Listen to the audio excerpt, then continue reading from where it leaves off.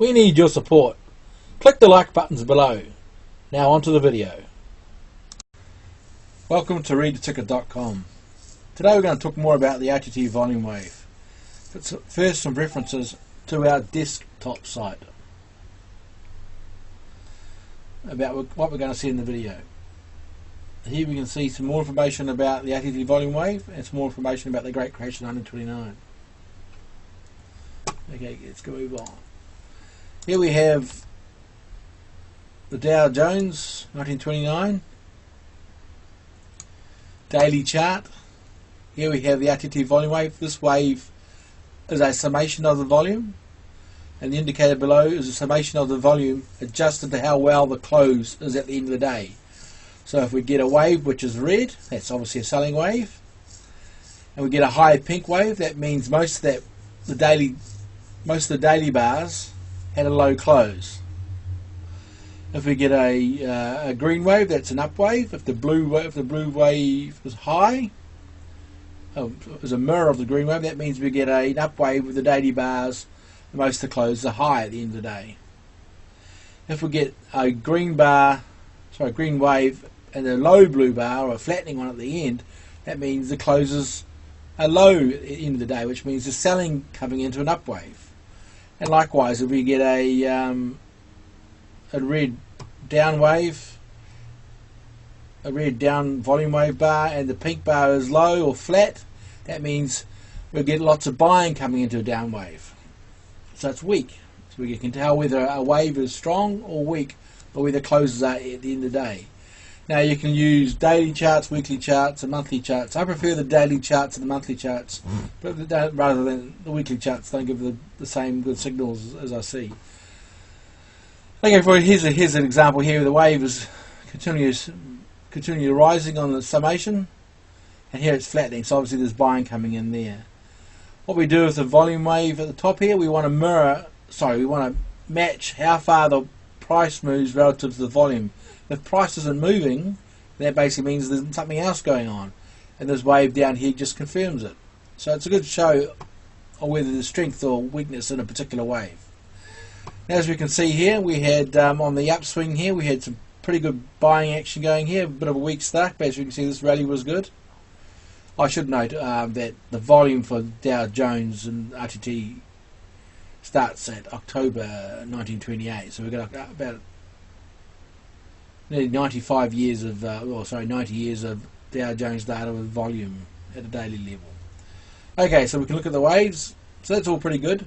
If you notice here, we get a strong up wave, or two of them, going into the high of 1929. But as you can see, it's very, very weak because the closes aren't high. They're not buying into the close. So those in the know are selling into the close. To get an idea that the old crash was forecasted, do you? So this is a very, very weak move. This move up to here and here was a pump ready to dump. And those who didn't know about it got caught in this. And as you can see, obviously due to the climatic sort of move of it, all the closes were low, and there's a mirrors down here. Then we had the recovery wave.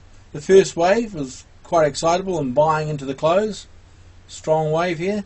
But this is very, very important. The next wave up, as you can see, this wave here, was very, very weak. So it was this wave here. See how low it is down here? High wave, lots of volume. Price didn't go very far. Low closes.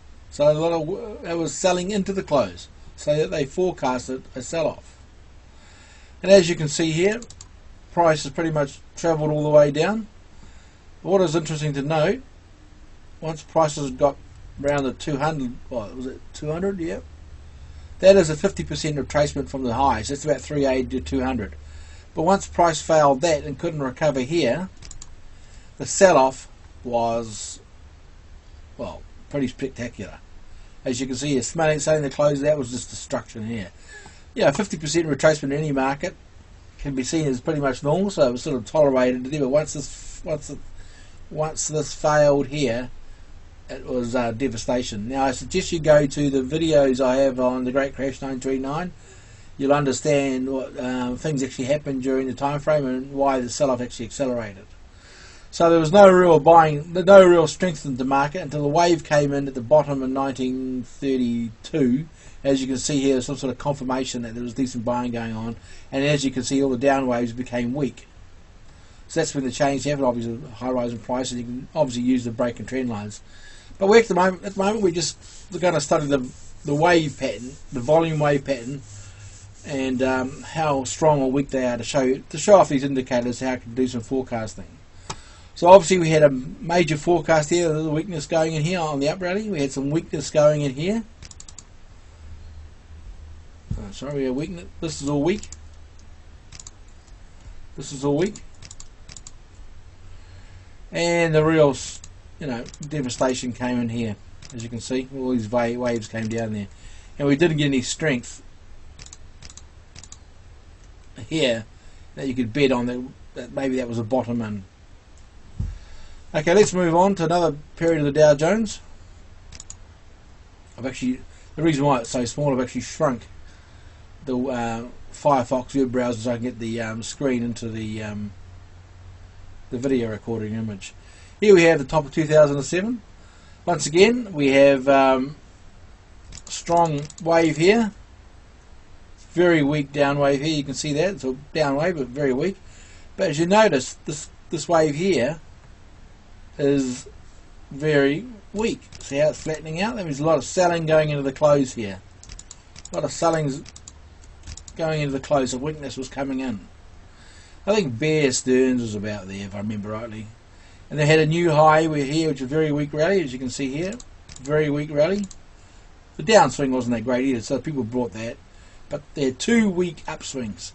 So the people's at the trading desk, people in the trading desk real close to the action. People in broking houses, the major banks in Wall Street, they would see that a lot of the clients are selling into the rally.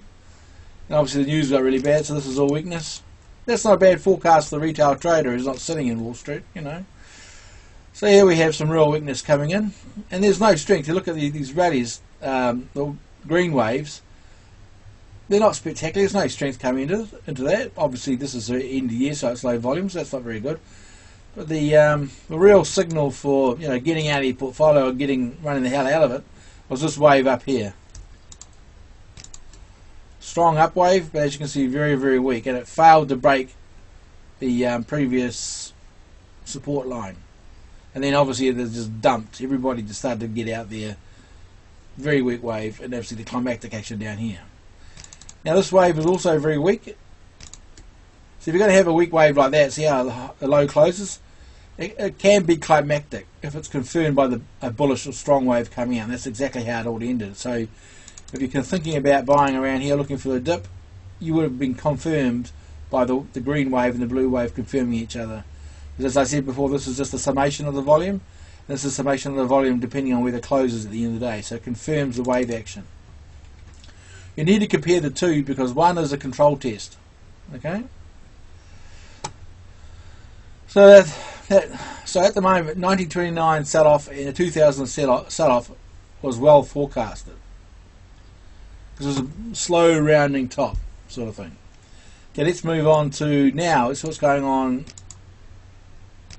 now.